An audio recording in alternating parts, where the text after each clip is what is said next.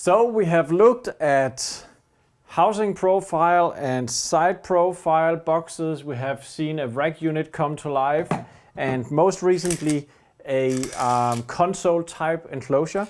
What we haven't looked at yet is how you would normally make additional cutouts in these devices or these boxes for typically electronics or plugs or whatever. So I have a few examples. I have a alternative front plate for this one. So basically the process of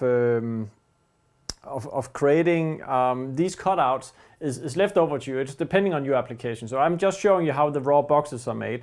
But what we typically do is we have small printed circuit boards with buttons in, which we mount in these. And an alternative front panel like this one is just sliding in there, and then it will host some of these. Similarly, I have one for this small red unit. If you look at this example here, you can see this is a typical example of how a Schaeffer front panel, you can see 4mm thick, cavities, etc., has a PCB mounted on it using glued studs. These studs or bolts are glued into the aluminum. We place some spacer rings and the nut here to hold everything together, and then we specify cutouts for the buttons and knobs, etc. on the panel. All right, so if I want to do that for this one, I could take a PCB like this one, and let me see, I could probably mount a few buttons in this one.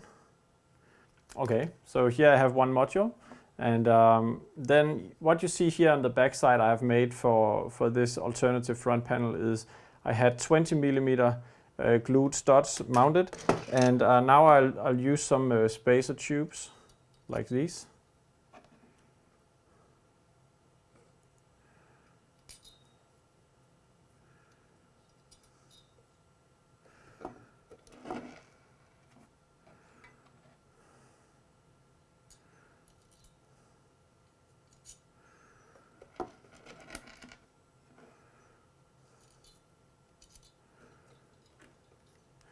Then you take the printed circuit board, and then hopefully it fits over the bolts. You just use some nuts here in the corners.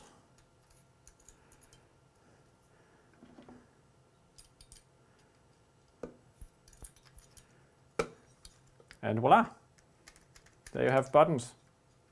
So now we need to just change this. So instead I am now sliding in the alternative panel like that.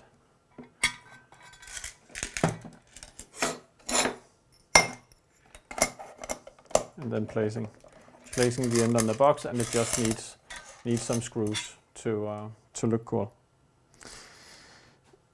Okay, so that's basically how you normally do that when you get to the point where you place your electronics in your boxes. We have another video where I will demonstrate how you can take a file from the PCB application Eagle and have placed all the cutouts at the right coordinates for your components. You still need to adjust the size of the cutouts and the diameter of holes, etc. But it makes it really much easier to not make human errors when you are placing bolts and cutouts for your electronics. Just a funny thing that I noticed is that in this studio setting I'm in right now, I have a control panel right here, and that control panel is what you see here in the background, and that's actually based on one of these housing scripts. You can probably recognize on this slightly corny image that we have housing profiles, and we have the typical Schaeffer screw kit. It has a slightly funny form factor here, and that's actually because it is not created by the Schaeffer housing profile script, but another one called freeform housing. It's a little bit down the road of where we are right now, but that script, even that script, is able to create something that looks like these housings, but just with the free form of the end profile. But I just wanted to bring it up because I think it's kind of funny example. Okay, so in the next video, we'll move on to looking at all the details of the SchaefferHousing script and how you can tweak these. I'll not show so much metal, but I'll try to illustrate it by using the guide engravings to make it clear how various settings affects your panels.